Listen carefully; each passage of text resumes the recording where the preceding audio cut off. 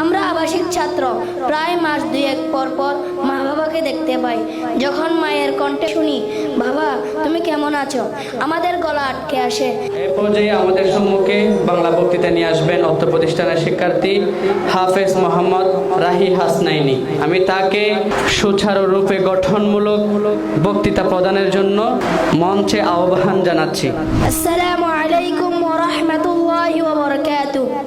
সম্মানিত উপস্থিতি, আমার শ্রদ্ধায় মাতার তাজ, শিক্ষকবৃন্দ, প্রিয় অভিভাবকগণ ও আমাদের হৃদয়ের আলোকবর্তিকা, প্রিয় বন্ধু ও ভাইয়েরা, আজ আমি দাঁড়িয়ে আছি এমন এক মঞ্চে যেখানে চোখের জলে লেখা স্বপ্নের নাম Al Hasnain global Islamic education institute.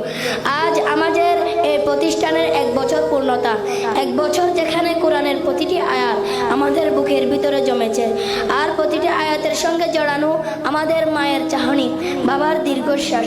আমরা আবাসিক ছাত্র, প্রায় মাস দুয়েক পর পর মা বাবাকে দেখতে পাই। যখন মায়ের কণ্ঠে শুনি, বাবা তুমি কেমন আছো, আমাদের গলা আটকে আসে। কিন্তু আম্মুকে বলি, আমি খুব ভালো আছি মা, আজ 1 পৃষ্ঠা মুখস্থ করেছি। আমাদের কষ্ট, আমাদের ঘুমহীন রাত, বাবা মায়ের আদরবিহীন দিন রাত, সব যেন একটাই উদ্দেশ্য, নিবেদিতা মা বাবার মাথায় জান্নাতের নূরের মুকুট পরাতে চাই। শুধু একটাই উদ্দেশ্য, মা বাবার মুখে হাসি ফোটানো, জান্নাতের নূরের মুকুট পরানো। প্রিয় উপস্থিতি, আপনারা জানেন হাফেজদের জন্য জান্নাতে এমন এক মাকাম নির্ধারিত আছে যা সাধারণ মানুষের কল্পনারও বাইরে।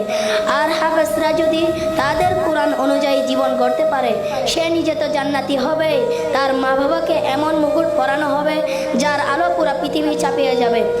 আজ আমরা এই মঞ্চ থেকে প্রতিজ্ঞা করছি, আমরা কষ্ট করব কিন্তু থামবো না, আমরা হাঁটবো কিন্তু আমরা পিছিয়ে যাব না, আমরা শুধু কোরআন মুখস্থ রাখবো না, বরং আমরা কোরআনের চরিত্র ধারণ করব ইনশাআল্লাহ। সবশেষে বলছি, আল হাসনাইনের এই আলো ছড়ক পুরো পৃথিবীতে।